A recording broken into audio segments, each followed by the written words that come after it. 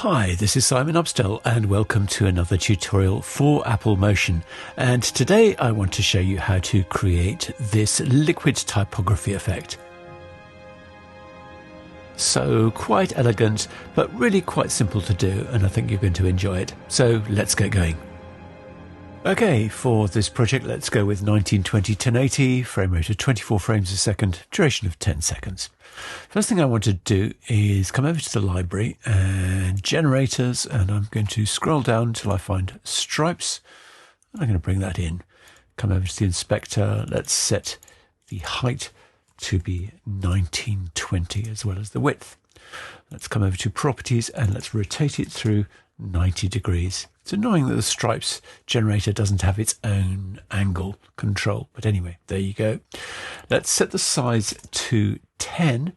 Then what we're going to do is we're going to come to filters, stylize, and min-max, because I want these lines to be slightly less regular.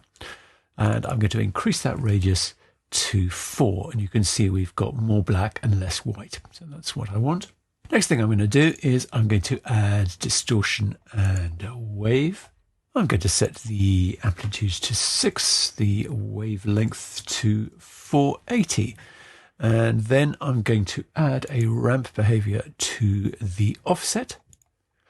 And I'm going to have 70 for the end value. And that's just going to ripple it like that.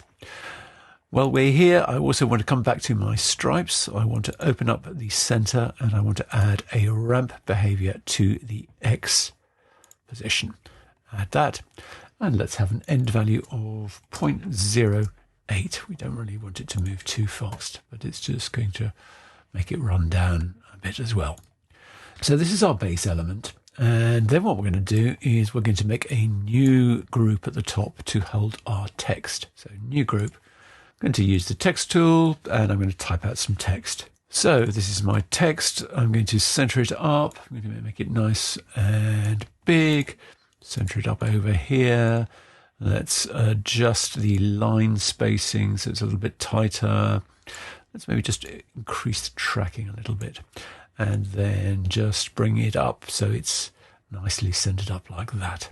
Then what I need to do is I need to come to the library and generators again, and I need to drag in a color solid, and I need to put it behind my text, come to the inspector, and let's make this black. Then I'm going to take my text and I'm just going to come to its rotation, open that up, and I'm going to have an X rotation of -30, just so we've got this perspective going on here. Then I'm going to take my text and I'm going to come to filters and Gaussian blur, and I'm going to set the amount to 32. Then I'm going to turn off this group just for now. I'm going to select this group with the stripes in it. First of all, I just want to give it some color. So color and colorize. And I just want to make it aqua, I think, like that. So let's now add filters, distortion, and bump map. And let's use this group with the text in it as the source. And let's make sure to turn this group here to fixed resolution, so it matches what's happening with our text. So I'm going to just come back into the bump map, and we want to set this up as follows. We want a direction of -45 degrees, and I want an amount of 0.075. And then what we can do is we can take our text, give it a little bit of movement, so target its Z rotation, add parameter behavior and ramp. Let's go with a start value of 5 and an end value of -5, so then we get this nice subtle rotation there. Another thing I want to do is close up those groups, and I want to make a new group at the top, and I want to drop both of these into it. Oh, actually, no, there's one other thing I meant to do, is to turn back on this group here and to set its blend mode to subtract. Now, obviously, I don't want it fully subtractive, but what I do want is a little bit of that shading that we're getting from that. So somewhere around 50% is probably quite good. So then I'm going to take that group that I've made with both those elements in it, and I'm going to right click and make clone layer. And to this clone, I'm going to add color add threshold. And I just want to reduce that threshold down like this. I want to make sure I'm picking up those lines like that.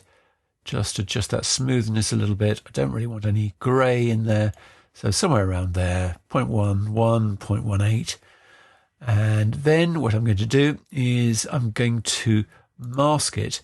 Right click, add image mask. So that's the clone that I'm masking. I'm going to use this group 1 that's got my text in it and turn that back on again. And I'm going to switch to luminance for that. And that's just giving us this little bit of a highlight there. And what I think I might do is after that threshold is add filters, color and levels and just push that through even more like that, I think, and reduce the black a bit. And then I'm going to switch this group to add. That's more like it. There you go. So a few more things we can do. Let's come into this group here and let's, after that bump map, let's add a stylize indent. So for this indent, let's have maximum softness. Let's have maximum brightness. Let's reduce the ambient down to something like 0.2. Let's just bump up that highlight brightness a bit like that. Let's set the depth to something like 5. And then again, let's just knock this back, so 50% on that.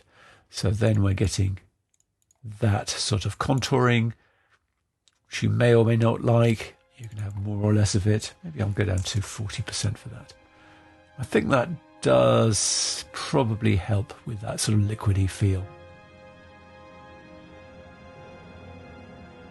So that's the effect. I hope you have fun playing with it. Thanks very much for watching, and I'll see you again soon.